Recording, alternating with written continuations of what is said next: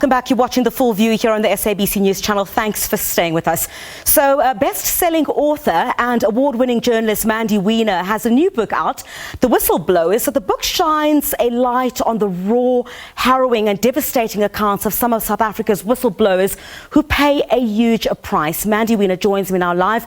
Mandy, great to see you. Thanks indeed for joining us here on The Full View. I must say, I was given the book a couple of days ago, and it's absolutely compelling. Why did you decide to shine a light on some of these men and women who were brave to speak up about some of these wrongdoings? Griselda, you and I and everyone out there knows the stories of state capture. We've read the articles, but for me, it was the human narrative. It was the people behind the stories that I found really fascinating and compelling. And this was the evolution of a meeting with one whistleblower whose story really captured my attention. I didn't end up doing a book with that whistleblower, but it did lead me down this path to looking at these individuals, why they choose to speak up, what the cost is for them, and what their contribution is to society and how we treat them. Absolutely. Mandy, so right from the beginning, what really struck me, and in particular because both you and I are journalists, is the words of former Trillion Financial Advisory CEO Masilo Mutepu, who says she gave up her livelihood, risked her life, and she's left unemployed, depressed, and with post-traumatic stress disorder. Talk to us about the aftermath of the decisions that these people made, which clearly many paid hugely for. So, as is the case with Masilo, it's the same with Bianca Goodson, who was the other Trillion whistleblower, and so many of those people that are interviewed.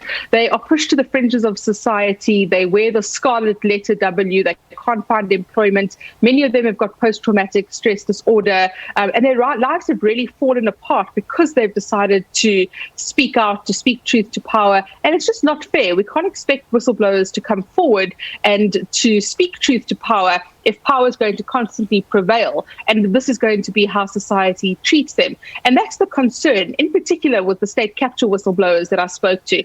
Many of them have got a slice missing from their souls, a hollowness in their eyes. And this is because it's almost like they've gone to war and nobody else around them can actually relate to them because of this experience that they've gone through. And that shouldn't happen. It's so important in the fight against corruption that whistleblowers come forward, that we rely on what they are telling us, the knowledge that they're imparting, because otherwise we'll never be able to fight the scourge of corruption. Yeah. The one relating to Thabiso as well, you know, who was a very close ally of Sindiso, the late Sindiso Makaka. And in particular, Mandy, when you talk about the status as whistleblowers, I mean, one could perhaps argue that it is somewhat contentious. I mean, Angelo Bagrizzi, for example, who was one of them, where, others would argue that he was also complicit, even though he'd blown the whistle on some of the corrupt activities. Some might argue that he was also complicit in the wrongdoings at Bosasa. How do we strike that balance between a whistleblower coming out to expose these corrupt activities and perhaps having been there when these corrupt activities were taking place? So I fully anticipate that people will look at the cover of this book and say, why is this person being considered a whistleblower? Or why is that person even being profiled in the book? And the point that I make is that not all whistleblowers are angels. They're not all driven by some kind of virtuous reasoning. I think that there is a scale of whistleblowers. I think on the one end of the spectrum are people that do it out of justice, a sense of justice, a sense of speaking truth to power because they are virtuous, they need to do the right thing. Somewhere in the middle are accidental whistleblowers who don't set out to become whistleblowers, but find themselves in circumstances where if they don't speak out, they become complicit. And on the far end are people who have a proximity to wrongdoing. And we need these people, and technically they are considered whistleblowers as well. Even if they are complicit, they may have a Damascus moment, they may choose for whatever reason, it may be out of self-preservation that they choose to come forward and become whistleblowers. Just look at what happened today with the VBS case, where you have the CFO pleading guilty and the NPA in their statement saying, we need people like this to come forward who are whistleblowers, who do become witnesses, and we need them if we're going to bring down organized crime. So even if they are complicit, if they have a proximity to wrongdoing, they still remain whistleblowers. Mandy, from reading your book, I kept wondering, are we doing enough as a country then to protect these whistleblowers, those who would have that kind of information, like what we're seeing with state capture and VBS?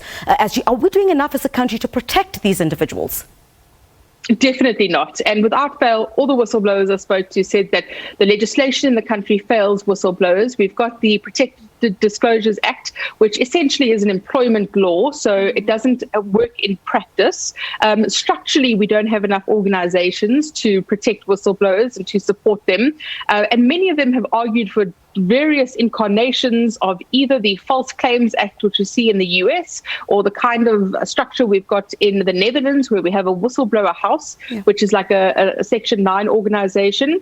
But also from a societal perspective, we need to change the way that we stigmatize whistleblowers, that we push them to the fringes of society. We need to stack the cards in their favor, because if they constantly come forward and they're ostracized, and if they lose everything and there's no justice, then why will people come forward?